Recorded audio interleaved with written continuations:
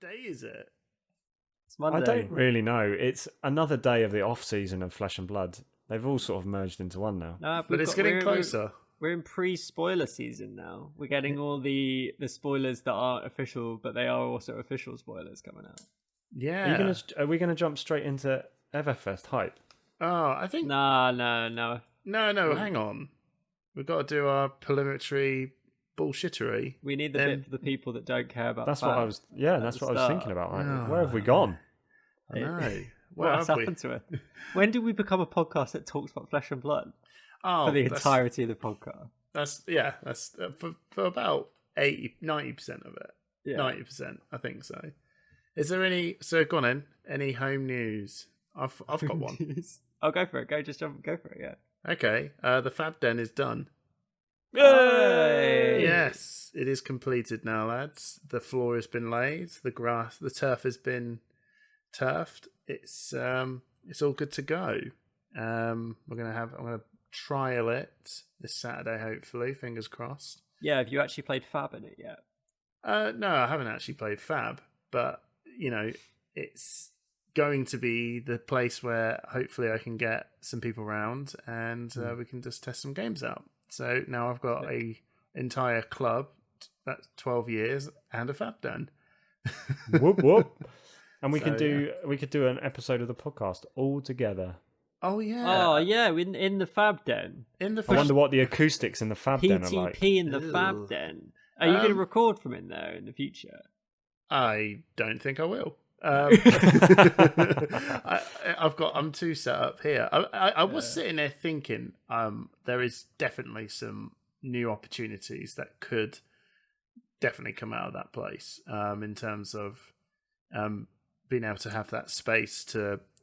You're just going to use it as an Airbnb. Yeah, I literally got a side hustle. We could use this as an Airbnb. It's insulated and everything. So, but no, I'm just sort of thinking, if there's ever a creative idea, I've got a space that's just outside of my home to use, which I'm really excited for. So yeah, people at home, if you've got an idea for what Hamish should do with his Fab Den, please comment on the YouTube video. Yeah, we want to know what the people think is a good use. Do you understand what the Fab Den is? It's basically a shed. It's a good looking shed though. It's an really insulated shed with electricity. And the internet. It's got internet in it as well. Yes, it's like a shed. It's got double glazed doors and it's a proper room. It's a proper room with the decking outside, it looks good. Does it smell of like a sauna? It smells like wood, mate. Yeah, it smells like wood. It's new. Yeah, new. I'm quite excited about that. New wood. You're just gonna come over, aren't you, Simon? I'm just gonna turn up. Start driving. I would love for you guys to come over and sit in my shed and have a game of Flesh and Blood with the TV on. We could probably we can have something on in the background. It'll be awesome. But Tripp's gone. That's mine. He's gone straight into the beer. Oh wait! I'm sorry, guys. I can't wait. He's revealed it. He can't wait any longer. I've been looking at this beer for the last half an hour. He's pre-pouring. He's pre-pouring. All right. Okay. I guess I'll go straight for the pre-pour as well. Hamish, what are you drinking, bud? I guess no one else has got anything to say, so sod it. I was gonna. Oh, he's gone BrewDog. What is that? Lost Lager? Yes. Oh, very nice. BrewDog.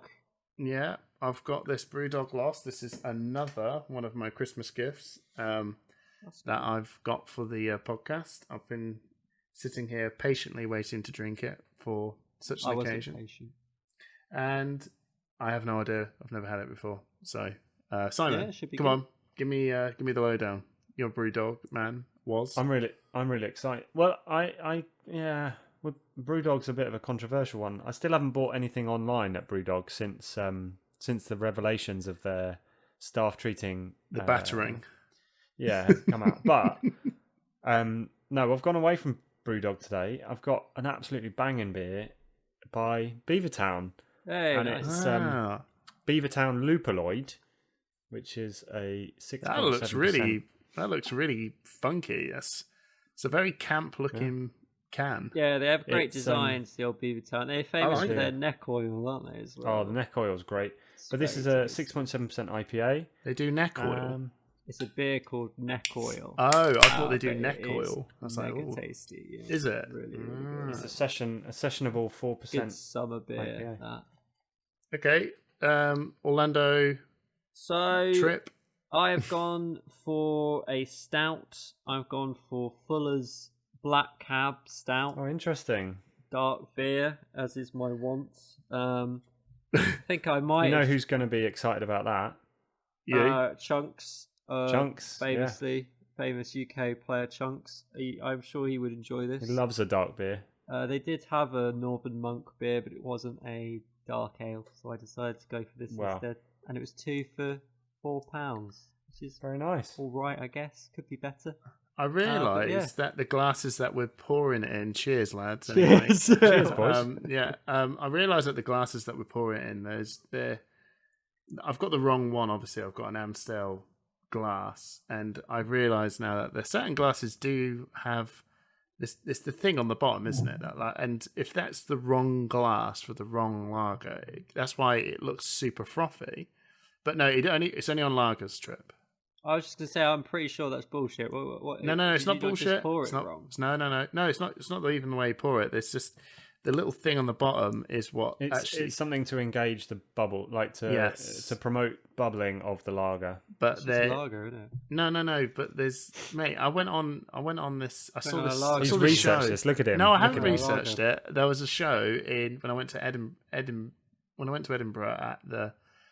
Oh God, what was it called? Is it Edinburgh? Fringe Festival. Fringe Fest. That's it. God, I lost track. And there was a show that Faye, what was the show called? Faye, what was the show called? The one with the bear. I'm going to take this opportunity to say, please on. like and subscribe to our YouTube channel. What was the The YouTube channel's doing very well. It's almost at 500 yeah, subs. Faye's told me. Sorry. It's called Thinking Drinkers. Okay. Thinking Yeah, drinking. so they give you like 6 different like whiskies and stouts and stuff, and while they're doing their really comedy performance, they're giving you a massive long history into the Tasting board. Well, yeah, and or how lager came about, and we are the only things on the planet that was able to drink alcohol when we were primates, because we would eat this particular type of grape or this fruit or grape. And it absolutely got all them steaming, and they soon realised that all the other animals would eat that, and they would poison them and kill them. But we were the only ones that could have this stuff, and it just got us drunk. So we're the only things on this planet that can drink. We have an enzyme alcohol. that breaks down alcohol. Yes, and that's how alcohol has been about since we were primates. There you So, go. there you Now go. you know, everyone. Yeah, and then they told us all about lager.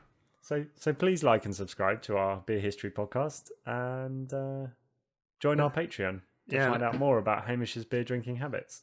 Yeah. I only drink beer on the podcast. Yeah, we're getting very close to 500 subs on Push the Point. So that'd be Yeah, We are. We should 466 as of right now. We should think about doing a giveaway. for 500 We should subs. think about doing a Yeah, I giveaway think for 500 subs. I'm gonna have a look into the box of things. Should I see if I've got anything in my cupboard drawer that we could give away? Yeah, go on. We Let's should definitely have a look through some promos that we may or may not have picked up at I've local got some armories. MetaZoo cards. Oh, Get one out! of those. Get out! I've got some merciful retribution cold foils, amulet of earth cold foil, lightning of earth cold foil, amulet of earth cold foil. I think you know what. I think there's a point where I think I might just get all of them together and just give it away to someone. As a set, like an amulet set. I haven't got. Have I got the frost? I don't think I do. Well, if you're interested in winning assorted promos that we have in our cupboard drawers, yeah, get us to 500 subs and we'll throw something together. And Yeah, we'll pretty probably much. do a special something for the patrons. we're gonna call it the push the point mystery box. Oh, that is a great idea. Take mystery the box. Take the boxes. box. Yeah, We'll we're give you gonna a give. cash prize, or We're gonna What's in the put box? together a push the point mystery box, and then once And we there get is to no cash 500 prize. subs, we're going to do a giveaway, and one lucky winner will win the mystery box. There could be anything in the box. It could be anything. There could be anything in the box. I mean, I was already trying to find some colourful cards. We might find some other little hidden goodies. You might even get some worthless McEntegart cards if you're lucky. Yeah, that's the issue with the box. You never know what you never know what you're gonna get. So 500 subs, one lucky winner will win the mystery box. There you go. We only just thought this up now. Job done. We just made that up on the fly. Simon's brow is sweating. Simon, what are we gonna do on the podcast? Yeah, because this was not on the agenda. This was not on. It's not on my agenda. I love how there's just an arrow on there. This is not on the. This is not on the agenda. Move that. I've got to move this now. Well, it's gone now. Was this something that we were going to do later? I was going to embarrass myself at the beginning and talk about how I fell off my bike last week. No, no, I didn't know that. Oh my god! No. I've still got a bit of a black eye as well. You do. Oh my god! Didn't notice. So Simon, come on! Before we get in, what happened? Well, I was late home from work and it was very icy. And it turns out that road bike tyres and ice do not mix. Oh, really? So someone had to do the learning. I did what anyone would do, and I used my face to break my fall. Yeah, and I classic. came out with a bit of road rash and a black eye. That is tough. I've heard that leaves are really bad on bikes as well, like leaves that fall off trees. I mean, they just slip from under your wheels, and you just go. Yeah, leaves aren't good. Ice isn't good. Pretty bad. Yeah. Oh my god, Simon! So that was fun. Has it so I've had a black eye for a week. Has it affected your fab playing ability? No, because fortunately, I just turn up and try and persuade people that actually it wasn't my wife that was beating me, and I did fall off my bike. It's always an awkward conversation at work when you have a black eye, because you know whatever you tell them, they're not going to believe you. Yeah. It's like, oh, I fell over. They're like, did you get into a fight at the pub? But it's like, no, I genuinely did fall That over. would have been interesting. Well, fortunately, your glorious moustache is intact. So I was going to say, well, yes, Tripp, thank you for noticing. And fortunately, the glorious moustache was not harmed in the fall. So for those of you that were just keeping tabs, it's still safe. Oh, brilliant. So anyway, enough of that. What we doing? Right. So what are we doing today? I thought we might have a quick chat through the pre-spoiler season hype that's going on at the moment. Oh yeah, there's loads of some of the bits that are going on. Yeah. We've got, as always, a fantastic interview today with none other than Mr. Classic, otherwise known as Kieran McEntegart, organised play manager for Legend Story Studios. And then we will finish on some reflections, gentlemen. Some reflections that have been simmered on for the last week, and we can talk with a bit of clarity on the errata and the ban announcement that happened last week. Oh, there is stuff to talk about. Quite big news, yeah. Because slipped my mind. Yeah. Because, spoiler, I think a lot of people have overreacted personally, and I think it'll be good for us to chat through some of those issues. Okay. Well, I think people who think Briar is dead are definitely wrong. But... yeah, the dead in the brain. So, first up, how's everyone feeling about the upcoming spoiler season? We are less than a week away now. Yeah, it's coming very rapidly. We're getting we've had a couple of spoilers from Card Market. So for those who are outside the EU, Card Market is like a card selling website that recently just started stocking Flesh and Blood, and they got a couple of spoilers, I believe. A spoiler. It's a bit like the European TCG player. Yeah, isn't it? exactly, Simon. So that was pretty cool. We got Mucho Grande, and what was the other one? I can't remember. It was Icelander. Yeah, which looks very interesting. They are currently the only two heroes we've had revealed so far are young heroes, so not going to really impact on the CC meta. In the past, with Crucible of War, the young heroes were never printed as full adult versions. I guess there's nothing to say that won't happen this time. Yeah, I think there's definitely pretty skeptical. I don't think it will. Well, this is being billed as Crew 2.0, isn't it? So who knows? But it would be a surprise if they were to print adult versions. No, they won't. But Mucho Grande looks like a very solid Guardian card. 7 cost, does a lot of It looks damage. like a pretty good staple. Unconditional dominate, which is pretty cool. I think it's a good finisher. People saying about playing at turn 1, but it does cost you your arsenal to do that. The thing is, I think Cal McCree pointed out that it's another really good card that is a good target for Rouse of the Ancients. It's another blue high strength card that you need Rouse of the Ancients for. You'll probably most of the time be one of those block cards, but at the same time, it's a good Oldham card. Oldham struggles to close the game out because it doesn't have the on-demand dominate that Bravo can throw out. So yeah, I think it's a cool card. Other than that, before we jump into talking about the hero, like Icelander, obviously was released. You guys go ahead. It's a young hero, so no. But before we do that, can we just take stock of the fact that actually we've already had revealed a non-talented hero. Yes. Now, I don't know. Yeah. I don't know about you guys, but I sort of felt with the out of print announcement for Arcane Rising Unlimited and Welcome to Wraith Unlimited, I sort of felt I was getting the messaging that maybe those were sets that were there to introduce people to the game, to get people to know the rules and learn to play the game, but actually talented heroes were the way forward. And now we've got Valder, Bright Axe, who's been released and has no talent. She is a Guardian young hero with no talent.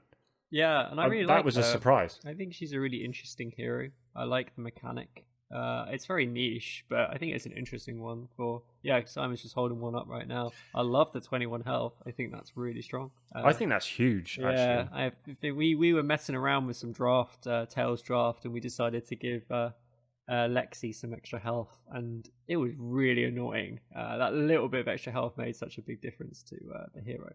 I think it's really hard to balance that. Like Guardian Bravo and Blitz was doing okay for a bit. This was before Chain and all that. Yeah. But I do think giving her a little bit more health might make a difference. But it's just an interesting one. But like Hamish was saying, it is it's difficult to get excited when we've got the ProQuest scene coming up, and we know that's going to be entirely classic constructed. And really, what we want to see is we want to see these cards because they're fun. I think they're interesting. But I'd love to see some cards that can impact the classic constructed meta, because that's going to be really exciting and it's going to really shake things up for ProQuest. Well, it's going to be in the form of equipments. But to answer your question, Simon, about talents, I think it's probably not something to read into too much, because I've always felt like the expansion sets, which is Everfest and Crew, released some heroes. I think they're fun. I think they're the mindset of team. The team battles, the multiplayer battle thing, and some blitz heroes. Ultimate pit fight. It's a fun sort of approach to things. It's not something, and it also, I think, really what it kind of sort of says as well is like they don't usually release heroes that so for this set, for example, the heroes in this set can actually use the cards that are in it. So that to me tells me that they're prepared to put a hero with no talent in. So it actually just goes, oh, you know what?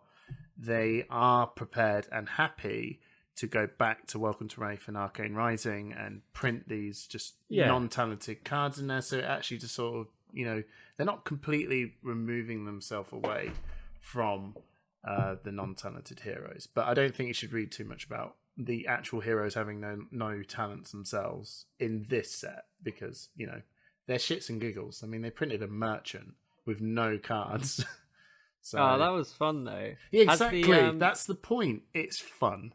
The other thing is, me and Simon are showing off our new young heroes, because I was lucky enough. Yeah, Tripp's absolutely trounced me on that. I got a Finder's Library. Was lucky enough to get a spoiler, and as part of the spoiler kit, we got a cold foil Icelander with the cold foil on the hero art as well, which is very, very nice. I think they look incredible. Just to wind it back slightly about just going back to the spoilers. There's one little thing that I've noticed is that I think they're trialing different ways of how to do the spoils. So if you think back to Monarch, it felt like it was a month-long event of. It was, and there were like 3.5 weeks of spoilers. And then Tales was very, very condensed into like a 2-week slamathon. In 1 week, they just threw it all out, and then they went, all right, sets out a week before pre-release, and then everything was known a week before we even got into pre-release. And then this one, I think that they've even shortened it further. So it's about a week, from the 24th to the 30th, I believe, off the top of my head. Yeah. What's your thoughts on that? Do you think, like, I was talking to my brother about this, but you probably guys never even thought of it, but I think it's fine. I heard people say that they wanted the spoiler season to start early, but the thing of it is realistically, there's the official spoiler season, and then there's the spoiler season. And the spoiler season has already started. Spoiler season started the second they released Valda. And I quite like having an official window. It's good for like content creators to have like a clear date. But then it's also good to just tease stuff and release stuff. Build up like hype, like we've seen just cards and speculation, and that's so much clickbait though. A lot of clickbait. So much clickbait. No, but the thing is that I'm not sort of taking it away from the content creator bit. That bit's completely fine. I just think that actually for the best of the content creators, I think the Monarch one hit that on the head really, really well, because it spread it out into 3 weeks. It was like every day there was like 5 people releasing something. And I think with this one, my slight little thing in my head is that actually I think there's going to be a lot of content creators that are going to miss this opportunity for everyone to come in. It's going to be kind of like Everfest is a giant marketplace. You know, when you walk in, it's bustling with lots of stuff, and you walk by quite a few market stores because it's so busy with things to see that I think what will happen is content creators will throw stuff out, and because so much is coming out in a week, you might actually miss where that came from. So my spoiler is coming out on the same day that Steelfur is doing his spoiler on the 27th of January. So we already know that the 2 UK ones have the same day. So obviously we'll be not competing, but they'll be coming out on the same day. But I kind of like that. I like the idea of it all just coming out. And also, I think people, like, they're just spoilers, right? I think actually having quicker videos maybe would be good, rather than just like long and then review. Like, I think just putting the card out there is great, and not making too much of a song and dance about it is cool, because it's just the audience just really want to see the card, and it's just like, it's nice to be able to share the card with people. But ultimately, it's just a card as part of a wider set. So I'm planning to just put mine out.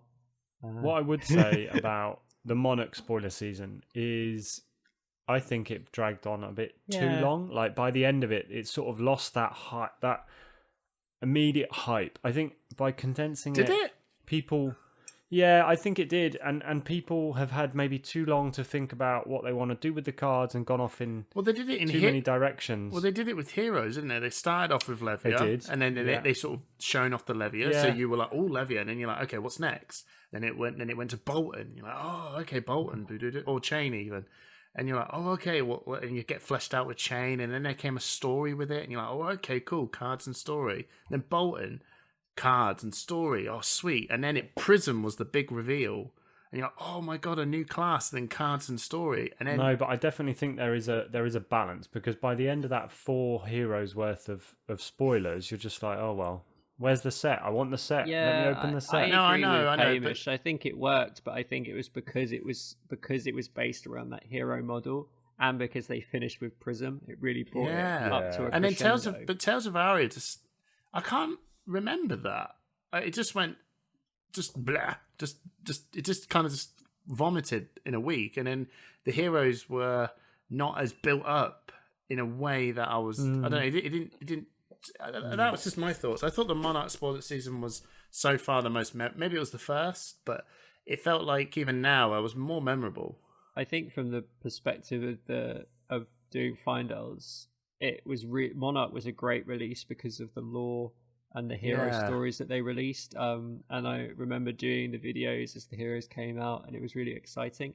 I think with Tales, all 3 of the heroes in Tales, we were sort of introduced to them, but we weren't given, apart from Briar, we weren't given too much of a like big story to accompany them, in the same way that, like, you know, there was a conflict in Monarch between the shadow heroes and the light heroes, while in Tales that conflict is like clearly about to happen and will probably happen in a future set. So that's going to be really exciting in the future, but we didn't quite have that conflict. The stories were short and sweet, and I think even it'll be the same for Everfest, Everfest, because there's not going to be, it's not a boost, it's a supplementary set, right? Well, Crew did a good job. Crew was hyped because it was the first time we got equipment outside of the legendaries. And they did an amazing job with stories with Viscerai. His story thing. We're going to get more. They just actually released the like bringing the story tying Oldham and Briar and Lexi together, which was really good. And they've introduced some new characters, which we might see in Everfest. Yeah, and I hope they just take it on from there. Well, obviously I do, because I make videos on the story. Yeah, because you're a lore fiend. I do love it. I will say that I think I don't know if I said this in another episode. I just feel like the lore of the game is, I don't know, just took a bit of a back seat. I think that people might not. I think people sometimes underestimate how important having an overarching story to this game is. Yeah. Like, obviously the game is fun, but the best games have something tying it that, you know, this conflict. I think what Hamish is saying is that LSS need to make more of that. Yeah. Like, LSS need to push that. And it's great having people like yourself, Tripp at Fyendal's Library, and Dead Summer doing like lore breakdowns, which is fantastic. And when you put it with voice actors and when you put it with animations and great pictures, it just brings it alive. Yeah.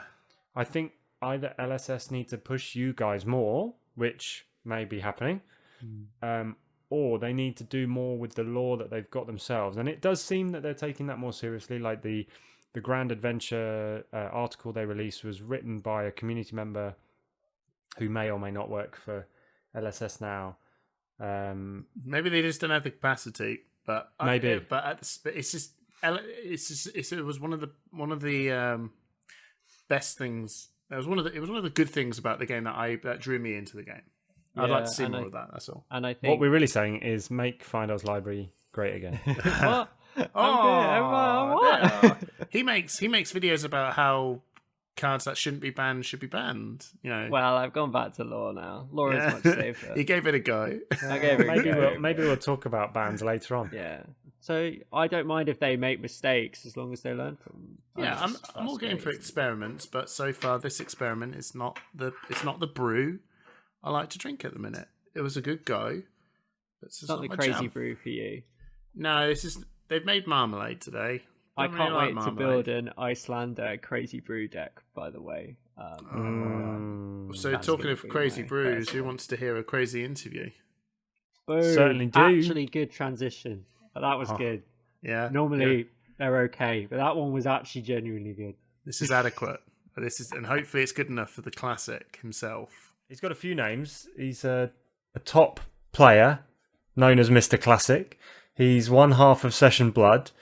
He's the unorganized play manager for Legend Story Studios. We'd like to welcome Kieran McEntegart. Thank you very much, guys. I'm very happy to be here. Shout out Push the Point.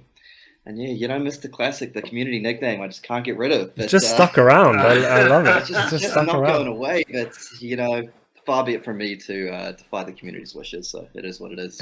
I like it. I think it's really catchy. Yeah, I think you love it, really. You love it. I love it. I love it. I may have invented it, may have pushed it. You know, you never know. We'll never know for sure. We'll never know. Kieran, how are you doing today? Yeah, not too bad. So it's, you know, New Zealand to England time zone is a little bit different. So for you guys, it's nearly 10 in the morning. For me, it's 11 at night. But it's a good day. I got back into the office after sort of a few restrictions loosened and all that sort of jazz. So it's been nice. We might wheel back round to your activities in the office today. There's been a bit of an announcement which we'll come back to later. But by way as an introduction, Kieran, just tell us, like, what's your journey been like? You take us on a little journey from your start as an enthusiastic player of Flesh and Blood through content creator and now obviously as an organized play manager for LSS. How did that all start? Okay, so yeah, I'll try and go through the start very quickly because I feel like I may have said this a few times. Maybe. No, it's over all the years good. now. But so short summary is I initially got into Flesh and Blood because my flatmate at the time was the one and only Tom Penny, who I think you know, the boy, aka the Warrior King.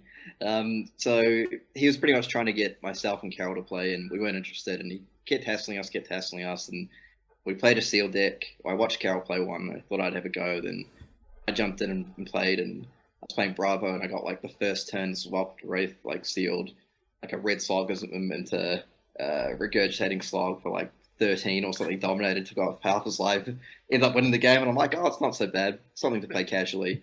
I never play Constructed though, and then spent like $400 buying like the legendaries and all the Majestics and stuff like 3 days later.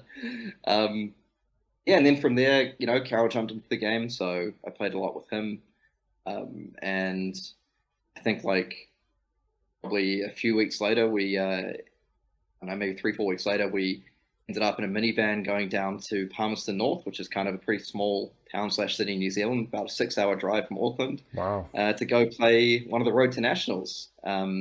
Or was it? No. Sorry, it's Road to Calling all the way back then. Oh, okay, yeah. So, calling, gee. Yeah, so so the people had organised like a house and stuff for it to stay at. It was quite funny looking back because in our van or sort of room with 9 people, there were like a lot of people, but some of the names people might recognise as Alan and Ian, so the Radio Reflex guys, but also Cale McCreath and Matt Rogers were down there as well in our car.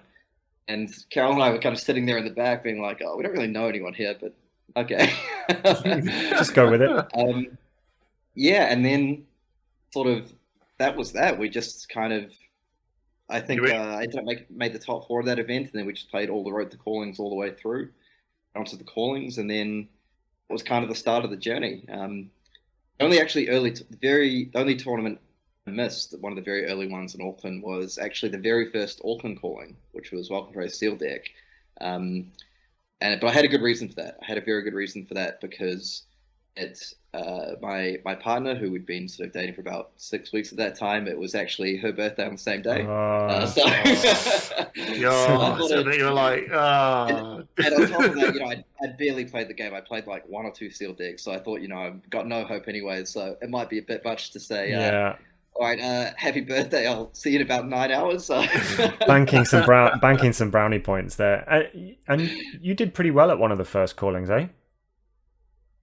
I did all right. So yeah, the first Classic Constructed Calling was held here in good old Auckland. And I was playing Ninja, and my primary testing partners for that were like Carol, Tom, and none other than Matt Rogers, who came out to my flat. We played a whole lot of Dorinthia versus Katsu games all the way through. And I ended up playing him in round 3 and lost a bit of a thriller, and that was my one loss in the Swiss for the tournament. Sweet.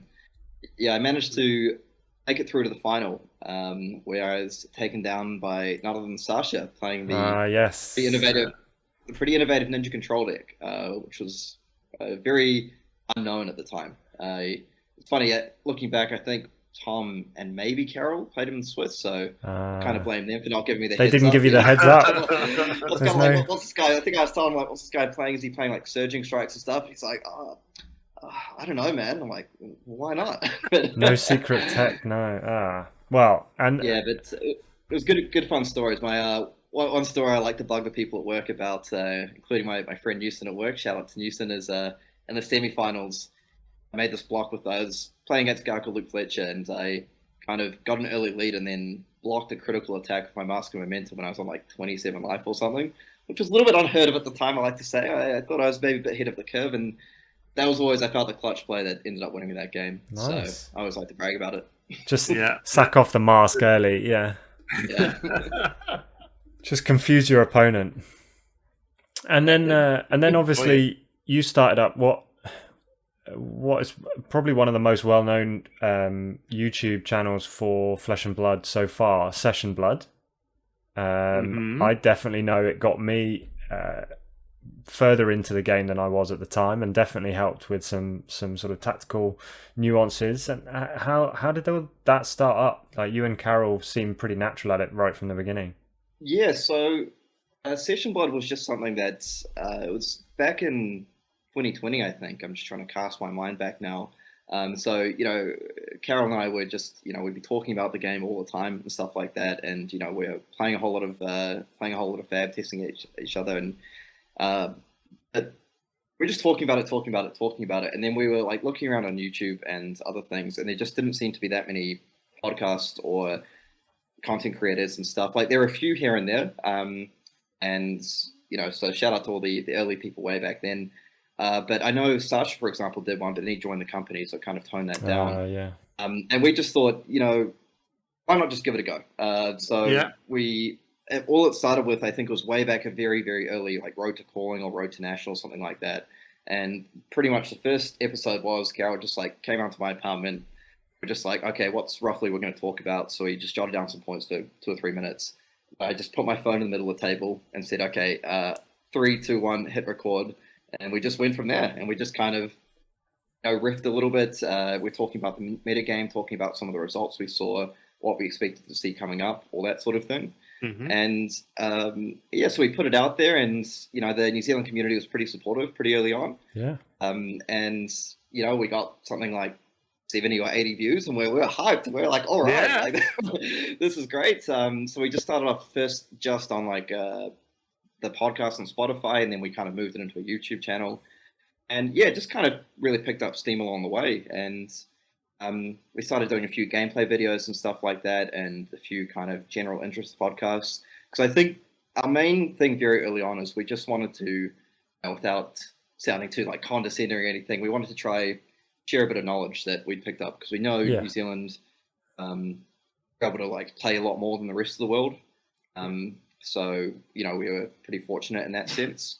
And and like, there are a few things early on as well. I think for gameplay videos, we watched a few online, and way back then, the people that, like, you know, we never want to talk down on people who are creating content, because there just wasn't any back then. And like, whatever people are doing was great, and we appreciated it. But it was one of those things, sometimes you'd see people just make very obvious mistakes, probably because they're quite new to the game. And you kind of like, ooh, and then you're kind of like, oh, if no one else out there has any access to information, then like maybe they're not realizing. What sort of that's cool. And that kind of thing. Basically, you're just sharing experiences you feel that maybe people don't know, and you just think, well, I tell you what, I'm just going to throw this out. People might know it, but if they don't, they've now got somewhere to go to pick this stuff up, and it just makes them more engaged and actually feel like, oh, I didn't know you can actually think this way. You know, I totally get that. It's a really interesting point, actually, because Kieran, I don't know if you're aware, in the UK, a lot of the player base now never really played Welcome to Wraith or Arcane Rising metas,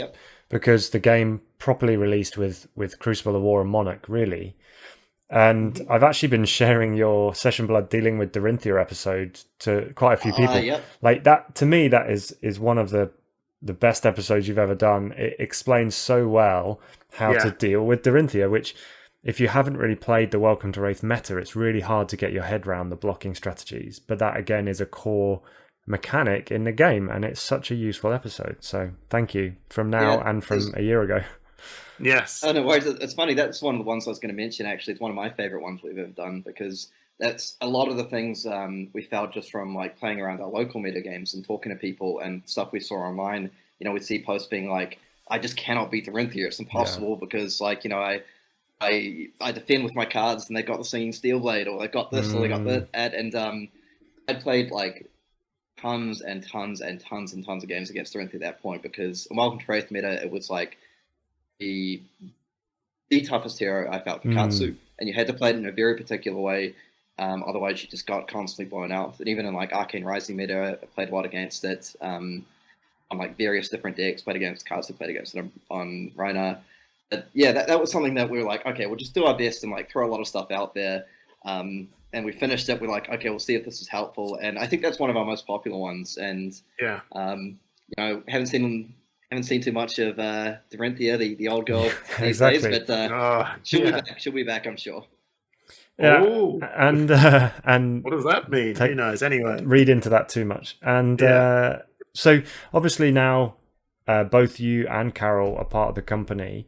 Where do you see the channel going? You've had a couple of videos out a little more sporadically, but do you see that as a continuing presence?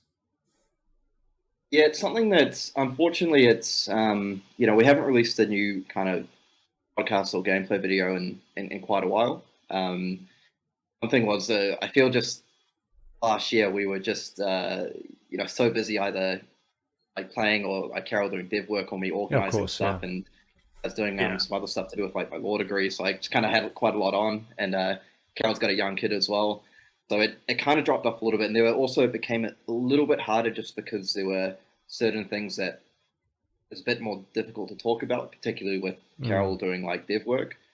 So I couldn't be a bit half me. New sets released. I'm like, yo, so Carol, what's the best hero? What are your thoughts? Like, what does this matchup look like? But it is something, and similar thing for like gameplay videos. It's something that we've just kind of fallen off a little bit with doing. It is really something that I would like to get back into doing at some point for sure, because I am really hoping this year to get back into doing a few more podcasts, maybe a few gameplay videos here and there. One thing I will say as well, like I said, like one of our early drivers was to just try and like share a bit of knowledge in the community when there just wasn't that much out there. Whereas these days there actually is a lot more really great content. Like for example, you guys pushed the point. I think you guys put out a lot of good stuff. One of my probably favorite competitive ones is Arsenal Pass. So shout out to Hayden and Brendan. I feel they've really sort of I think I said to Hayden one time, I feel they really kind of took the torch and ran with it. I think they do an excellent job, very professional, probably a lot better than we ever did, to be honest. But yeah, it is something I miss a little bit because, as you can probably tell just from this, I love to talk. You ask me a question, I'll talk all day long. No, that's cool. It's funny, Hamish. I know someone else like that. Oh, God. Yeah. Using that as a segue, then, the reason you don't have time for this anymore is because you're now an organised play manager at Legend Story Studios. How have you found the transition to that role? Yeah, it's been pretty interesting because so my role sort of technically is I largely oversee the Premier organised play, so things like national championships, callings, all that kind of jazz, like Pro Tour big Worlds, dogs coming up. So. I feel when I started last year, at the very start, I did initially a bit of dev work and then moved into the OP team, and then over to Premier OP. I feel it was a bit of a shock to the system originally. Sort of dropped in the deep end a little bit because we'd run some really cool events before, but I think last year was when things like really, really ramped up. With the release of Field Monarch in particular. But we went from running sort of slightly smaller events to kicked off with a sort of direct TO'd the Auckland calling. So nice. I'd never really organized anything before, and then we had this like 250 person 2.5 day event, which I think was a great experience. Managed to get a bit of commentating on that. Then we had like the US callings. So working through with Channel Fireball on that was and 1,000 players in Vegas for the Tales of Aro release. I mean, that's huge. Exactly, and I think we I learned a lot along the way. I feel there were definitely a few mistakes made. I think things like the round structure of some of the initial callings is something that I'm looking at tweaking a little bit along the way. 11 rounds initially for I think the Vegas where we had 750 people. 7 rounds, then 4 rounds. I think hindsight could have been done a little bit better. But yeah, and then obviously the national championships was a very interesting experience, to be honest, because the previous year we'd run exactly 2 nationals, which is New Zealand and Taiwan, and then we had New Zealand, Taiwan, and about 23 other countries. But one of the most enjoyable parts about that was getting to interact with all sort of the amazing TOs and local game stores around the world. So obviously the Living Round crew. Shout out to Fabio. Shout out to Fabio and to Ryan and to Jake as well, I believe, and all the people there. but it was just really cool because I know those guys were super passionate about it, and I feel did an amazing job. A little bit of unfortunate controversy at the UK Nats, but you live and learn and you move on. All good, man. We got it. We've all moved on. For those of us, everyone there had an amazing time. Yeah, for those of us there, we know how good it was, and we know how well it went down as an event. It was some maybe outside observers that picked up on a few different things. Hey, man. Yeah, and but aside from that, then all the the big national championships, like obviously the one in the States, which was more sort of Channel Fireball. We work with them, but just working with places in like Germany and Poland, for example. Some of the big 96 people won, and then some of the ones over coming in Hong Kong, Taiwan, but also a whole lot of the smaller ones around the world, like places in Portugal. Too many to name, honestly, but there was all the LGS owners were just, you could tell they really cared about the game. I think by and large they all did a fantastic job, and want to give a big shout out to all the community teams who sort of stepped up and did some streaming for the events, because I know it's not that easy, and they just kind of out of their way to supply commentary and streaming, and I thought they did an awesome job. So thank you so much to all the people who did that. They did, yes, it was really good, really good. And just to mention the ProQuest, we're talking to you on a day when LSS have announced more about the ProQuest series, which is obviously kicking off in February. Nothing like reinforcing a good position, and you guys are really kicking off 2022 with a good series of events.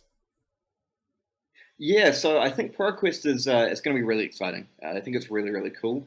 I have to say, my colleagues in sort of the general OP team, the account managers there, have done an incredible job at sort of putting together. So they've done an amazing job at things like the Road to Nationals and Skirmish and the ProQuest, which we have a little bit of chat about it, but that's largely they put that together. Yeah. I think it's going to be really exciting. There's over like 250 ProQuests around the world, and as those who the eagle-eyed people who read the announcement closely will see that there's a pass-down invite to the finalists. So if the winner already has an invite and the runner-up does not, the invite will pass down to them. There's gold prize cards on the line. Yeah, it's going to be really exciting. I think it's good because I think there was a little bit of a period last year where people were sort of requiring things like PTIs, and I think it was generally just PTIs earlier, but you sort of collected them up and you're like, okay, this is nice, but what do I use these for? Because we've had callings, we've got nationals, but now I feel like when we've got sort of actual pro tours and worlds coming up this year, and there'll be sort of announcements coming out in the not too distant future about some of those. Nice. I think it's super exciting for people because now it's like you go to an event and you win it, and you're like, I know exactly what I'm qualified for. The roadmap is starting to open up a lot more now, so you can actually just see where these winnings and these invitations are. Exactly, and for those, I know, just for the people out there who may not be sure, so the ProQuest invites and PTIs are a little bit different. So the PTIs that have existed previously, those do not expire, and you can use them for any event, whereas the Install ProQuest series, it qualifies you for the next Pro Tour, wherever that may be. And is the plan for PTIs won from future nationals and callings, is there a plan for them to be open again? That's kind of to be determined how we're going to approach like the top eights from things like callings and nationals going forward. But one cool thing is for the Battle is we've revamped Battle Hardened into a new thing. I noticed that. So previously, Battle Hardened was the kind of warm-up event on the Friday before the big event on the weekend. Although we kind of sat down and had a look at it, and we thought it's having ProQuest as like this thing attached to a calling or nationals, for example, that gives a PTI, and having Install ProQuest series is a bit odd. It doesn't. Yeah, the nomenclature doesn't fit. Yeah. And Battle Hardened as well. It was cool, but it's kind of like we have Battle Hardened, but it's before the battle actually begins. So like, what are you Battle Hardened by? Like nothing. So we thought we had this great brand with like good name recognition, and we figured, why don't we see what we can do? So we've revamped that into Battle Hardened.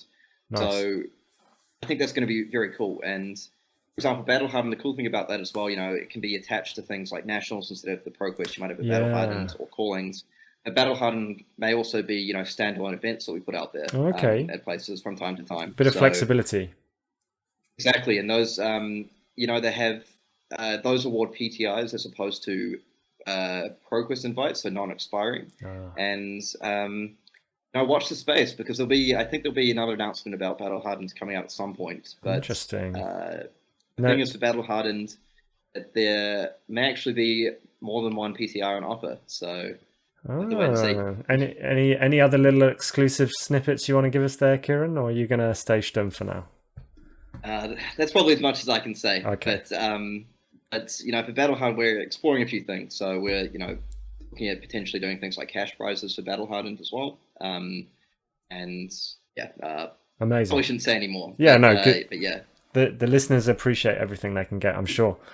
One final thing I just want to say very quickly on that, sorry, before I move on, is I feel the really cool thing I'm excited about for Battle Hardened is that it's something that we can help put out to emerging communities around the world. So maybe places that haven't had a whole lot of OP, or the scenes might be just a little bit too small just now to have big events like Callings, for example, but we know there's passionate fan bases in those areas.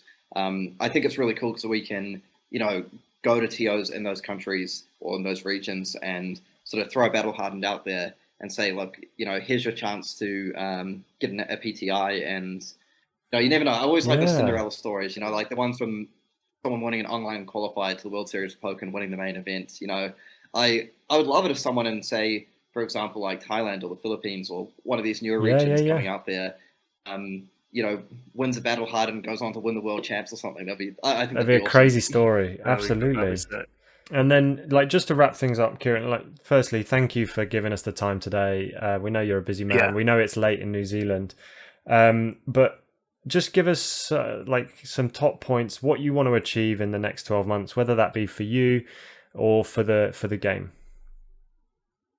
I think in terms of the game, what I'd sort of really like to see is just the bigger and bigger kind of emergence of the kind of the FAB ecosystem in a way, if I can put it that way, and player growth. So I think 2021 was a really, really good year for just setting the foundation for the game. So I think 2020 versus 2021 was night and day. In terms of player numbers, in terms of tournaments we had around the world, in terms of content creators and all the content out there, player engagement and everything.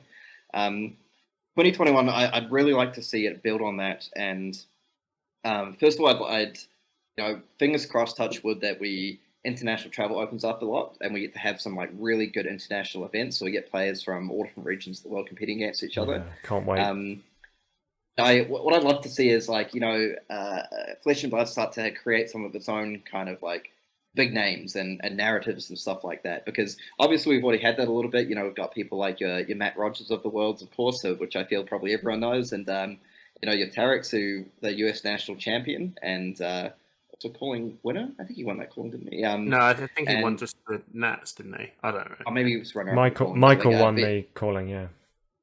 That's right.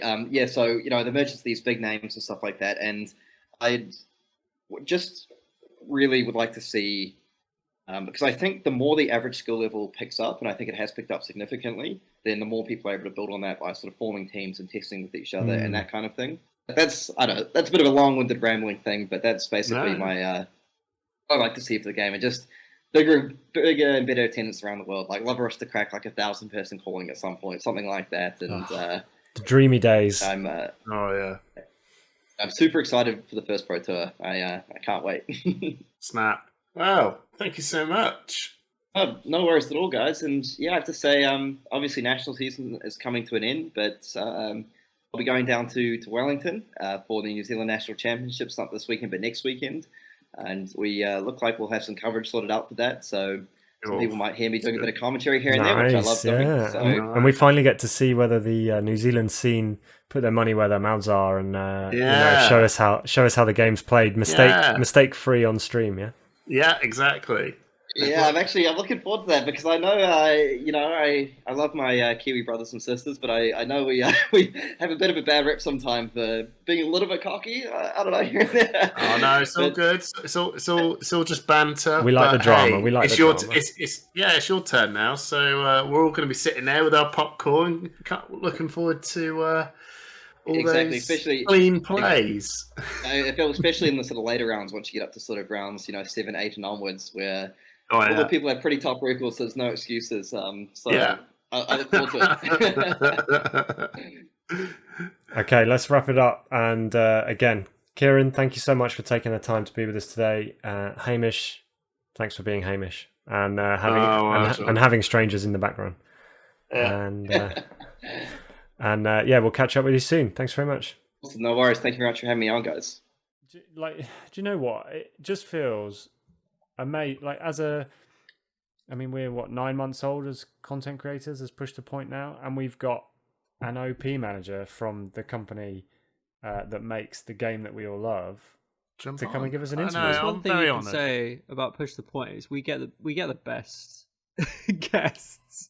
We really do, though. We've had some incredible it's amazing. guests. Turns out if you ask people, they tend to say yes. People don't mind talking. They don't mind talking to Push the Point, which is great. I always say the interview is the foundation of the podcast. We what you on about? It's not the foundation. It's the beer. Our dynamic. He's so modest. The beer is the foundation. I do feel like we have built. I feel like Push the Point is something you can go back and listen to old episodes, and the interviews really ground it. And I would go back and listen to that interview with Matt Rogers that we did. I would still go back and listen to that now, and it would still be still relevant. relevant. Which is great. I just kind of feel like we're creating a good resource. I mean, that's totally Do you know what people have been prepared to talk about this week? What? The bands. Oh yeah. God. The ban list. Jesus Christ. Well, I tell you what, Simon, you give us your thoughts on that. Do you want a bit of a summary? Yeah, no, not a summary. give us your real thoughts. Go on, deep dive. So, as a Briar player, I haven't really conformed to the meta Cheerios Briar, and actually the errata to the hero card, which is the first errata to a hero card we've had so far, changing embodiments of Earth from any time an attack action card deals damage to the first time. I think that's a reasonable errata. I think that's a reasonable change for that hero. I'm not sure there should be any card that would normally block for 2 that can now block for 6 or 7. It won't block for 6 or 7. It's about 5. 5 is 5 or 6 is not unrealistic. If you're playing Cheerios Briar, you might be hitting with 4 or 5 sources of damage from or even 3. Just 3 nicks of 1. Well, Simon's leading to is that he plays Earthbriar, and the thing is, maybe you're very unlikely to get more than 2 embodiments, and if they're letting 2 sources of damage go through, you've got something big coming back your way. They're just going to hit you back. But you generally go big attack, swing with Rosetta, right? Or just big attack. And if you get a bit of arcane in off a Bramble Spark, great. You missed out on 1 embodiment, but actually, I've been playing it with the errata, and it's still steamrolls. It's still a phenomenal deck. Still, please go just go back and look at the deck tech we did as a group, and just have a go with the deck because I still think it's got legs. Put 2 more. Put a yellow Bramble Spark in. Stick a red come to fight. I put 2 red come to fights in and a yellow Bramble Spark, and it was just I'm just going to block for 4 with these come to fights. It's great. Can we just talk quickly about maybe why these symptoms are rearing their head now? And as we've said previously in this podcast, it is a young game. It is very young. It's been in development for a long time, but it is very young. Is the fact that it comes from a relatively small country like New Zealand, and they're very tight with their testing teams, is that a reason why we're having some of these blowout issues in cards. Like the Rune Blades have proven to be very strong, but if you only have a small testing team, does that mean that you're not getting the right break points? I think it's very a small tricky. team. I think people compare it to historic card games and say, well, other card games that came out a long time ago didn't have as many bans. But the way the world works is that everything is hyper tested and communication is instantaneous. So if someone finds something that's broken, it gets shared immediately, right? Yeah, there's no mystery anymore. It distributes throughout the community. Like, we saw it with Cheerio Briar, which was something that that Tariq was looking at, right? Came over to, is that correct? Am I right there? Yeah. And then, so you both looked like, she's like, you're talking bullshit. And then it kind of came over to the UK, like in time for our nationals, got played at our nationals, and everyone watched that and went back. Just hyper communication, isn't it? And you can test as much as you like. I still think broken stuff is going to get found. It's going to get shared so quickly. Of course, yeah. I mean, you've got 20 brains figuring out how a card works, and then once you release it, you give it to 20,000 brains. Yeah. There's something you've missed, which is going to be normal. But yeah, I do think there's a symptom of small team. Small team can't find everything, and they haven't got enough to do. I still think the population and the player base seriously outweighs the demands of what the small team can deliver. I've been through it with other games, but the good thing is I think that LSS is doing a very, very, very good job about it. It seems to be all hands on deck all the time, but at the same time, there are going to be some things that you go, we're all got the jaded vision of this is huge. This is a huge thing. We love the game. We want the best, but this is not a big team. This is a small team. They can only be able to achieve so much. Yeah. So what do you expect? This is why my expectations of finding balanced, crazy, over the wall shit is just not there. I think bands are good. But I don't want to speak for everyone because I know that's not the prevailing opinion. People, I think it don't. I think it generally shows a proactive approach, though, right? Yeah. I love it. I love it. The fact that they turned around and went, yeah, you see this stuff, it's gone. And I'm just like, but it's just in my nature. I like to see, it's like, I don't know, redecorating the living room. Still the living room, but it just feels a little bit different. You're like, I like it. Did you need to do it? Well, probably not, but it just feels good. And it just spruces up the house a little bit. Rather than just having more furniture, which is what this new set would be. It's just more furniture added to the room. But nothing has changed within the room. I do think it's an interesting one. I am at the moment struggling to see where the Living Legends system sits within this new band strategy. I think that's a carrot on the string, isn't it? Because they're going to go forever. No, they're not. You're going to change it before it happens. If LSS continually pulls back the strongest strongest performing heroes. You're joking. They want Chain to be the first one. then obviously they won't reach the Living Legend and they'll remain. He will. He's still good. I think Chain and Bravo will be the first ones there. I think actually Chain's pretty likely. The Chain mechanic has such potential, and whatever they print, something's gonna break it again. So before we go into your next bit, is there a next bit, Simon? No, there's no next bit. No, okay. I'm gonna end with this for the community to give a comment. Place your bets, people. Who is the first to hit Living Legends? Yeah, let us know in the comments, actually. That's a really good question. You can have a look at the current list. Who do you think? Who do I think? Is this It's going to be the first. Yeah, who's going to be the first to hit Living Legends? And then we'll end there. I think Chain. I think Briar. Oh, I think Chain. I only think Briar because I think Earth Briar is going to do really well. It's hard. Yeah. Nah. I think... Yeah, it's all right. It's good. It's not crazy good. I think Briar could just fall on her ass in a moment's notice, and I think Chain and Bravo are going to be the ones that will go, oh, here's a new set, loads of new cards, and they'll go, yep, still crazy. I bet it's definitely a question for once we've seen what non-attack blood deck card Chain gets in Everfest and how much it costs. I know. It's going to be equipment. I'm telling you, the equipment is going to completely redefine where the positions of heroes are going to be. It's not going to be the Majestics will also be the next thing following if Chain it. gets a non-attack with Go Again that costs 1 or less, it's over, mate. No, Imagine that with it's- Spellbind Creepers. Jeez.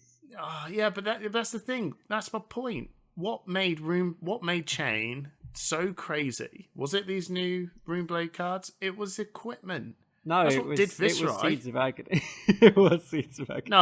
No, Seeds of Agony put him down a peg, but it wasn't. Tell you what, it wasn't over. Hamish, we'll play. I'll have a deck, and you have 4 pieces of equipment, and we'll see who wins. Okay.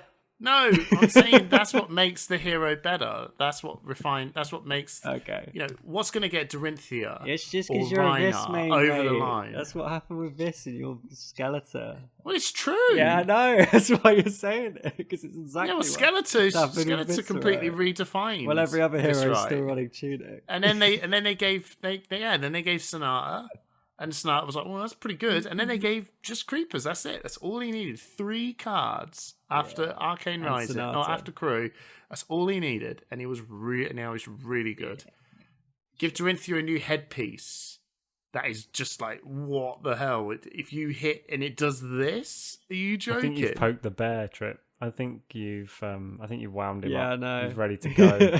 I've been thinking about this for a long time. tell. Everyone, the Majestics are one thing, but it's the equipment. I'll be like laser focused. That's going to be the biggest change to these heroes, and all the heroes below, like Dorinthia, like Dash, like Rhinar.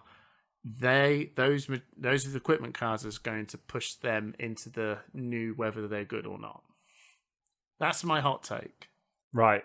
Go and leave us your comments. Tell us who's going to be the first to get to Living Legend. Like and subscribe to our podcast because you love us and we love you. Yeah, let's get us to 500. That would be great. And have a look, see what you think about our Patreon, and maybe get some unedited, long-form interviews, some preview time on deck text that we release in the future, and just come and join our Discord. Come and be lovely patrons. Yeah, come support us in any way you can. Thanks very much, everyone. See you next time. Bye. Oh, we actually did the triple ending.